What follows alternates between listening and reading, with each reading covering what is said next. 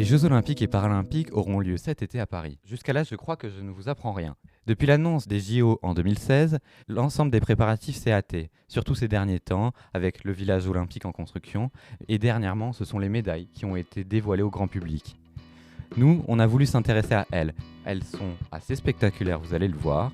En plus de ça, on a voulu savoir qui seront les prochains champions, les prochains espoirs français qui pourront faire rayonner la France dans ces JO. Bonjour à tous et bienvenue dans ce nouvel épisode de Cousteau Talk, le podcast fait par le lycée Philippe Cousteau.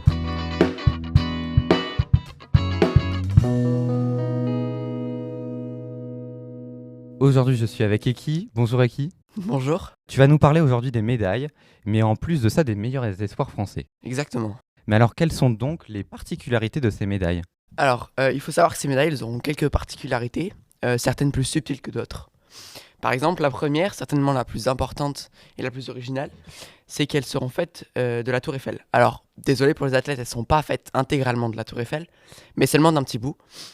Construite entre 1887 et 1889, la Tour Eiffel a fait objet de campagnes de rénovation. Certains éléments qui ont été définitivement enlevés ont été conservés précieusement et du coup ont pu être insérés sur les médailles sous la forme d'un hexagone qui représente la France. Ce symbole rappelle la mobilisation de tout un pays au-delà de sa capitale pour offrir des Jeux Olympiques et Paralympiques historiques. Elles ont été confectionnées par qui, ces médailles si particulières ?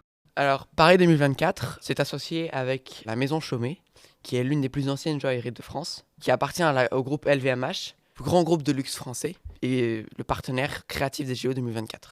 En plus de l'hexagone, quels éléments Chaumet qui n'a pas Chaumet a pu mettre sur ces médailles ? Toujours sur la face avant de la médaille, de fines lignes se projettent tout autour de l'hexagone. Ces lignes, elles ont été frappées plutôt que gravées, apportant un relief à la médaille, qui est loin d'être lisse. Ces rayons incarnent à la fois le rayonnement de la France dans le monde et celui de la performance des athlètes aux Jeux. Ça, c'est pour la face avant. Qu'y a-t-il dans la face arrière ? Que peut-on observer ? L'autre face des médailles olympiques raconte, comme à chaque édition, la renaissance des Jeux en Grèce. Figure traditionnelle des médailles depuis 2004, la déesse de la victoire Athéna-Niké est représentée au premier plan, ainsi que l'Acropole au second plan, accompagnée pour la première fois de la Tour Eiffel. L'autre face des médailles paralympiques est pleinement l'illustration des choix créatifs de Paris 2024 et de Maison Chaumet. Une représentation graphique d'une vue en contre-plongée de la Tour Eiffel fera découvrir aux médaillés la Dame de Fer sous un angle jusqu'alors très peu connu. Les mots Paris et 2024 encadrent les piles de la tour et sont inscrits en braille universel, symbole de l'accessibilité et clin d'œil à son inventeur français, Louis Braille. Pour permettre aux athlètes en situation de handicap visuel de distinguer les trois métaux touchés, des traits sont gravés sur la tranche de la médaille remportée. 1 pour l'or, 2 pour l'argent et 3 pour le bronze. Mais qui alors aura la chance de très certainement remporter des victoires et de rapporter des médailles à la maison ? En France, il y a tellement d'espoir qu'il m'a été difficile d'en choisir certains. Donc, Tu nous as fait une liste. Exactement, je vous ai fait une liste. Elle est forcément subjective, mais je vous en ai fait une. J'en ai sélectionné 4 qui auront sûrement la possibilité de toucher ces médailles. Donc tu nous as choisi, si je ne me trompe pas, Léon Marchand, Clarisse Agbenienou, Victor Wembanyama et Mélanie de Jésus de Santos. Alors pour Léon Marchand, c'est un nageur qui dernièrement a fait fort impression aux derniers mondiaux en remportant 3 médailles d'or, dont une par laquelle il a battu le record de la légende Michael Phelps. Michael Phelps qui l'a félicité. Exactement, qui était présent à ce moment-là et qui l'a félicité. Clarisse Agbenienou, c'est une judokate française qui évolue en moins de 63 kg.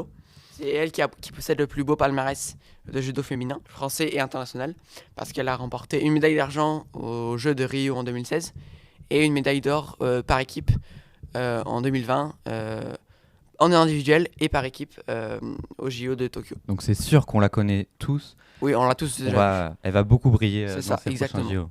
Victor Wembanyama, Alors, tout lui, le monde le connaît. Oui, on le connaît énormément. On l'a connu depuis la draft 2023, durant laquelle elle a été sélectionnée comme choix numéro 1. Ce qui n'était jamais arrivé. Ce qui n'était jamais arrivé pour un Français, exactement. Et actuellement, il évolue en poste d'ailier fort chez les Spurs de San Antonio. Où il brille dû à ses qualités athlétiques, à sa grande taille. Et sa connaissance du basket. Exactement. Bon, malheureusement, sa franchise n'est qu'à la fin du tableau de la NBA. Bon, on espère qu'il brillera mieux avec les Français. Il n'y a pas de raison. Et enfin, Mélanie de Jésus de Santos, c'est une gymnaste artistique française qui est la plus titrée au championnat d'Europe, femmes et hommes confondus. Et en s'entraînant avec Simone Biles et dans un cadre universitaire américain très prestigieux, Exactement. on s'attend à ce qu'elle puisse décrocher un nombre de médailles conséquent. Oui.